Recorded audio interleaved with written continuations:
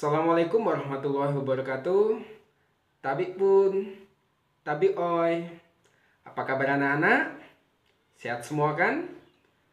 Pada hari ini kita akan belajar materi kelas 5, tema 1, subtema ke-1, pembelajaran 1. Namun sebelum kita mulai belajar, Bapak akan menyampaikan tujuan pembelajaran yang akan kita capai pada hari ini. Tujuan pembelajaran yang pertama adalah dengan membaca teks bacaan, siswa dapat menyebutkan alat gerak hewan dan manusia secara benar.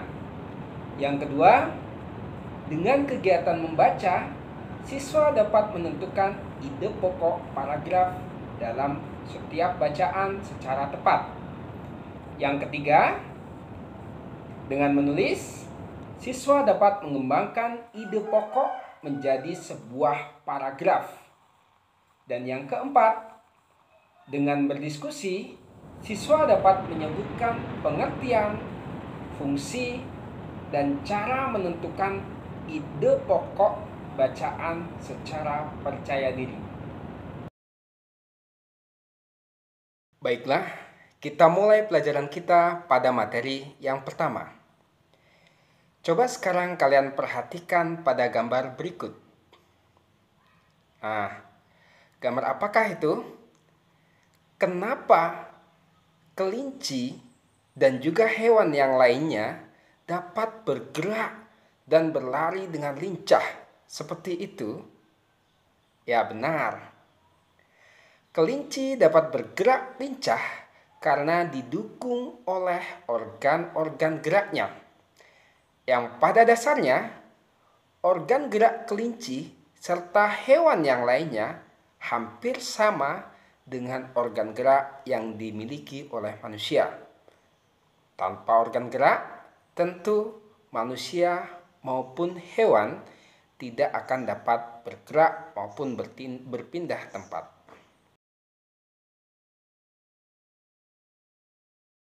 Organ gerak manusia dan hewan. Salah satu ciri dari makhluk hidup adalah bergerak. Secara umum, gerak dapat diartikan berpindah tempat atau perubahan posisi sebagian maupun seluruh bagian dari tubuh.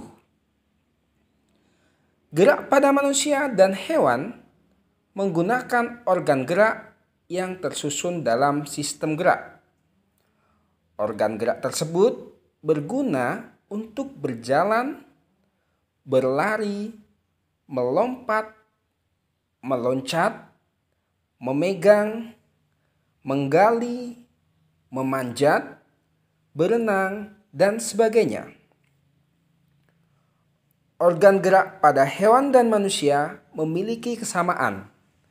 Alat-alat gerak yang digunakan pada manusia dan hewan ada dua macam.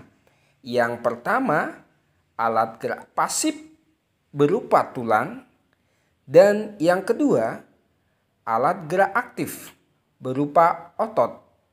Nah, kedua alat gerak ini akan bekerja sama dalam melakukan pergerakan.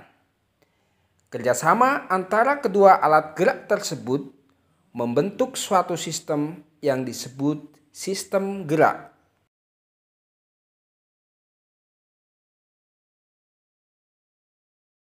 Tulang disebut alat gerak pasif karena tulang tidak dapat bergerak dengan sendirinya. Tanpa adanya alat gerak aktif berupa otot, maka tulang-tulang pada manusia dan hewan akan diam dan tidak akan dapat membentuk alat pergerakan yang sesungguhnya.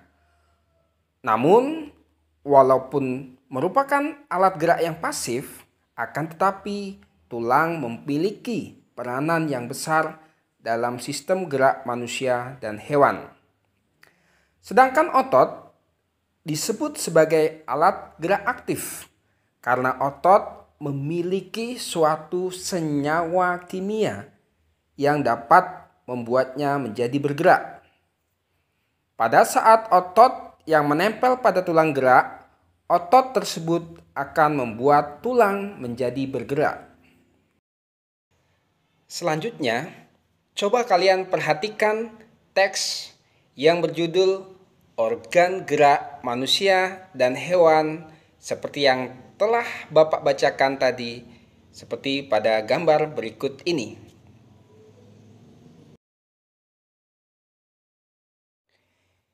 Jika kita perhatikan dengan seksama, maka tentu kita dapat menentukan bahwa teks tersebut terdiri atas 5 paragraf.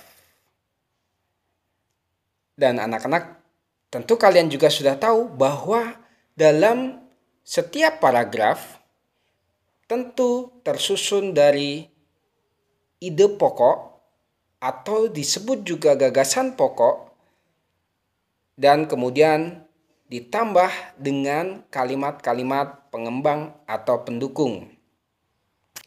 Dan apa yang dimaksud dengan ide pokok? Ide pokok adalah gagasan atau ide yang menjadi dasar dari sebuah paragraf. Ide pokok tersebut disajikan ke dalam bentuk kalimat utama. Dan kalimat utama yang memuat ide pokok tersebut dapat berada di awal sebuah paragraf, dapat juga di tengah paragraf atau di akhir sebuah paragraf. Dan sekarang coba kita tentukan ide pokok maupun kalimat-kalimat pengembang yang terdapat dalam paragraf pertama pada teks Organ Gerak Manusia dan Hewan.